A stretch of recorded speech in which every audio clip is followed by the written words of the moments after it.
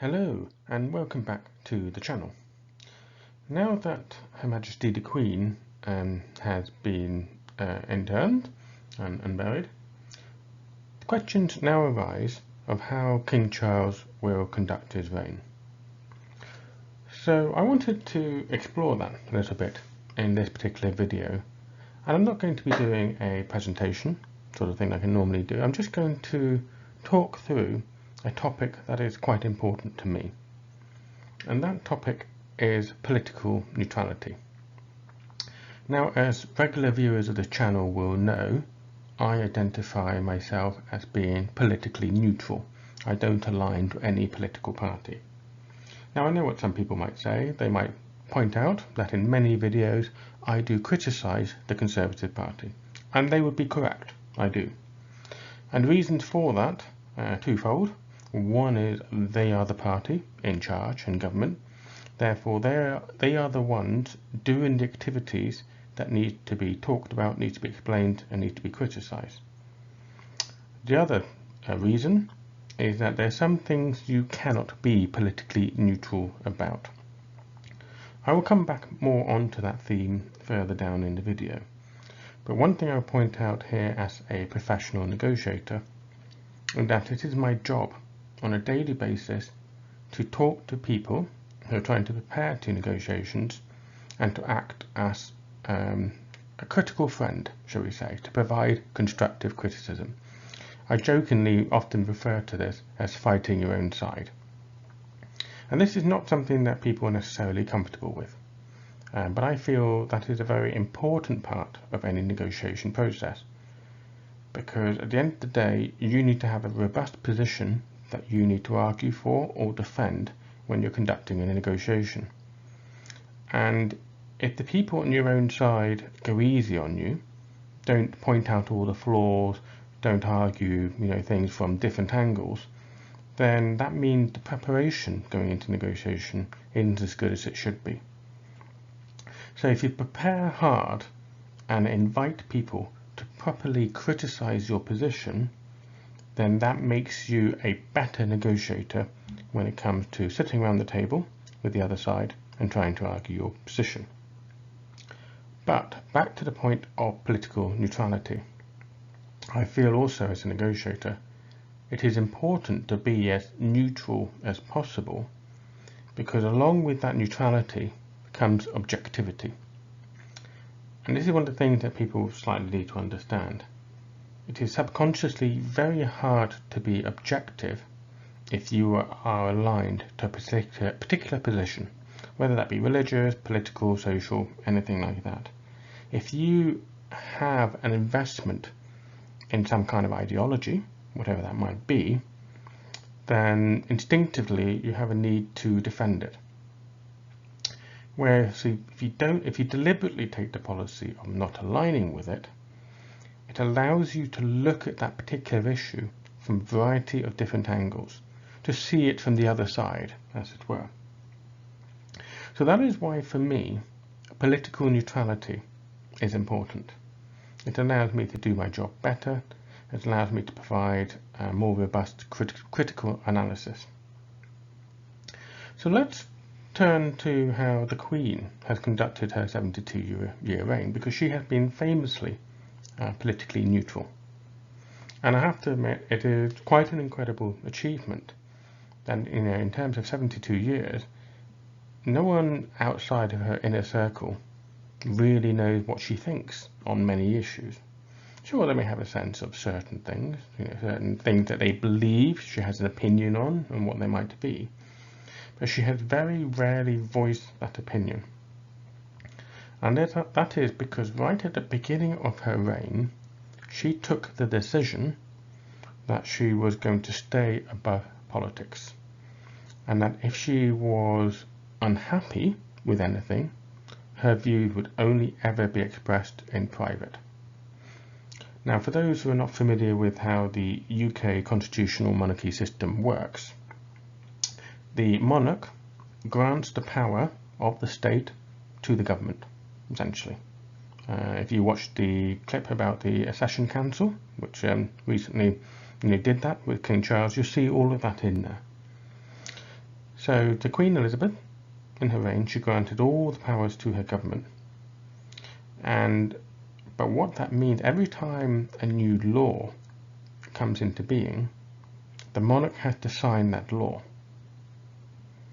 So what happens is the Prime Minister of the day goes to the palace every single week, and they will talk about a variety of topics. What they talk about and what is said is never recorded. It is only between the Prime Minister and the monarch. So you can imagine the scenario that the Prime Minister of the day, whoever that might be, may be putting together a controversial law that the Queen would not have been happy with. And she may well have voiced her displeasure to them in those private meetings. But in public, she never said a word, and she always signed those laws into being. She never refused. So by doing so, for 72 years, she maintained the political neutrality of the monarchy.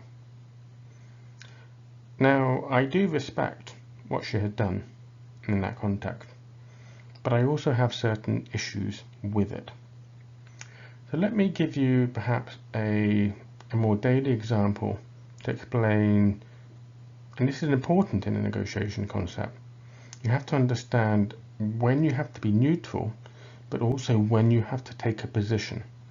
Because ultimately, any form of negotiation or persuasion or whatever is about taking a position to achieve whatever objective it is that you're trying to achieve. So going back to the Queen and her political neutrality, and perhaps think of an example to explain why this could be problematic.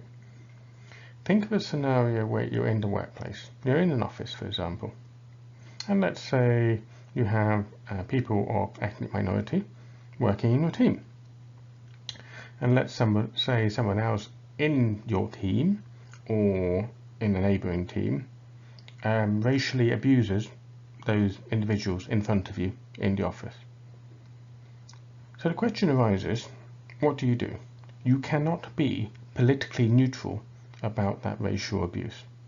You have three choices that are available to you.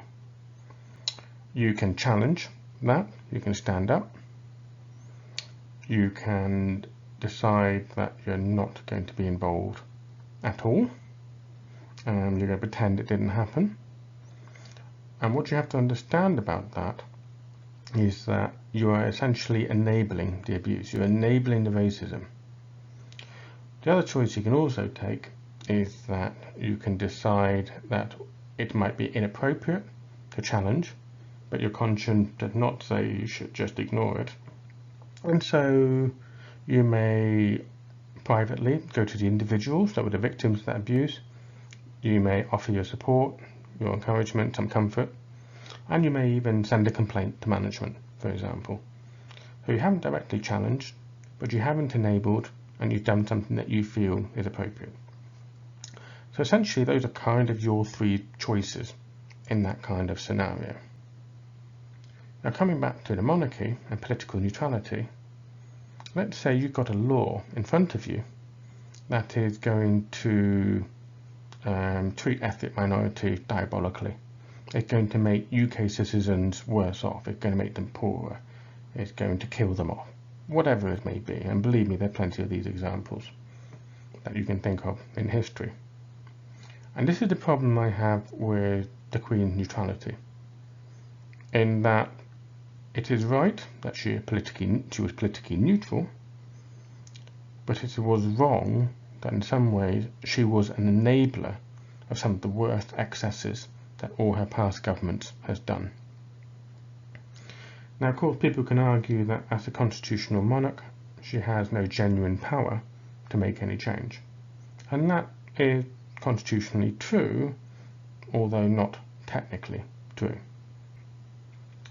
So this moves me on nicely to the topic of King Charles. And he has a bit of a choice to face here. Now, King Charles has stated he will uphold the traditions and the principles set by his mother, and we can assume that public political neutrality is going to be one of them. But there's two other things we also have to consider. One is that King Charles, I mustn't say Prince anymore, bad habit, but King Charles has his own views. Unlike his mother, he has come into his reign at quite an old age. So there's been plenty of time for people to know his views on certain topics, environment change being one obvious example. One of the reasons why I think the Queen was able to adopt political neutrality so seamlessly, there are two reasons.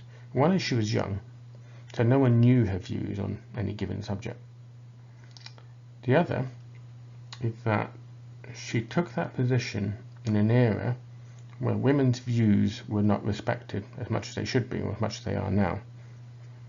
So she would have known that even as, say, monarch, she was still a woman, and she still faced prejudice when it comes to holding views, shall we say. And rightly or wrongly, you can debate the issue as much as you want, but King Charles perhaps has more leeway. Culturally and socially, society is more tolerant of a man expressing political opinion than a woman. And this is not my opinion, this is just the absolute reality of British politics. Speak to any woman MP and they will tell you about the amount of abuse and bigotry and resistance that they face, even if they say the exact same things, do the exact same things as their male counterparts. So we can automatically assume that King Charles has more scope for expressing his own views. The question is, will he choose to do so? Now, going back to how the UK Constitution works, he could refuse to sign laws into being. And there is precedent for this. Queen Victoria did this when she strongly disagreed with what her Prime Minister was doing. I can't remember what the subject matter was, but there is precedent. As a consequence of her refusing to sign into law, it collapsed the government. The Prime Minister and his cabinet immediately resigned because they no longer had the confidence of the monarch. So King Charles does actually have that option. He can literally refuse to sign a law put forward to him by Liz Truss, for example, and immediately that creates a constitutional crisis. And precedent would dictate that Liz Truss and her entire cabinet has to resign. Will King Charles do that? To be honest, I kind of doubt it. But by the same token, I also doubt him at all being happy with some of the decisions that the current government is taking, whether that be on environmental issues, whether it be on policies like the Rwanda policy, for example, the treatment of immigrants, or the treatment of the most vulnerable citizens in the UK, because that is also another subject matter that King Charles is known to have strong opinions on. So we have to ask what kind of options are available to him if he doesn't want to create a constitutional crisis. And perhaps one of the clues that's already been alluded to by some news outlets is that he has already sort of name-checked Prince William as the Prince of Wales. And that William, as I suppose as his underling, perhaps, for lack of a better word, can be used. So even if King Charles himself cannot voice dissatisfaction with any policy, he can either leak his opinion directly to the media, and there's questions about whether he has already done this, for example on the Rwanda policy, or he can ask Prince William to give a speech, and in that speech Prince William, with an element of deniability, shall we say, or an element of distance from King Charles, can express certain levels of dissatisfaction with the government of the day. Will that have an impact on policy? Who knows? Will it impact public opinion? That is possible. And that perhaps is one of the things that will be interesting to see, is whether King Charles uses his position as head of the monarchy in order to impact public opinion. in order to take a stand on issues that he may feel are wrong, and to apply pressure from other directions against the government. So I don't know who will do any of these things. I am merely speculating. But I am pointing out that, unlike his mother, and perhaps more a bit like me, I can imagine King Charles being uncomfortable with the concept of political neutrality. Because whilst this is right to be neutral and to have a certain level of objectivity, and like that example of racism that I gave earlier, you cannot defend not doing anything on the basis of political neutrality, because if you do that, you become an enabler of that activity. So this is perhaps the important concluding point I will make as a negotiator.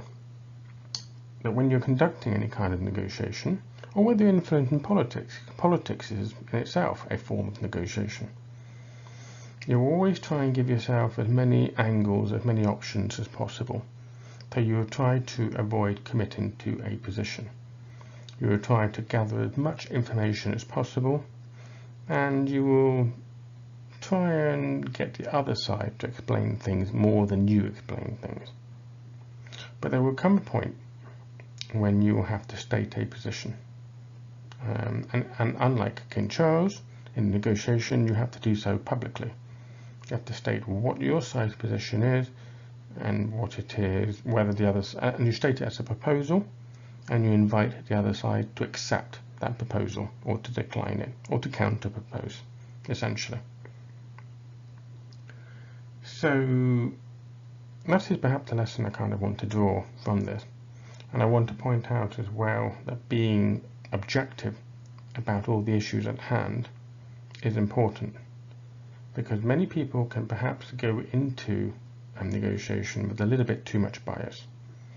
They know what it is they want to achieve, they decided how they're going to achieve it, and they're not interested in listening to what the other side is going to say. And I have seen that sort of thing often, and politics is all about that, especially British politics.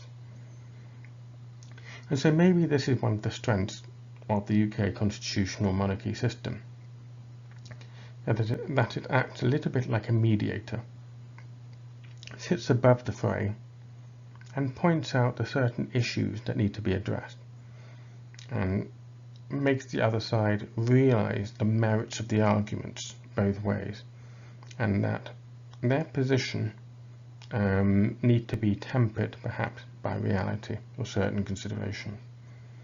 And it does feel a little bit like British politics today doesn't acknowledge that. It doesn't want to acknowledge the fundamental truth that there's no such thing as a black and white decision in government policy. There's always trade-offs. There's always some kind of unintended consequence. And politics is all about pretending they don't exist. Whereas negotiation, a proper negotiation, a proper discussion, a proper policy even, is about acknowledging those trade-offs, acknowledging those particular flaws, those unintended consequences, and trying to figure out solutions to address them. So that is the concluding message I want to give to the particular video, which is try and think of all issues from all angles, try and be the other side, try and be that critical friend, try and think critically about your own position as much as the other side's position. And if you're able to identify all the flaws in your own position, then you're able to discuss that and figure out solutions to them. And if you do that before you get to negotiation, then you're in a better position than having to do that in the middle of a negotiation. So I hope this little video on this particular pet topic of mine is useful to you. I look forward to any comments that people might like to make to this. And of course, if you do enjoy the channel, if you do enjoy the content, please do like and subscribe.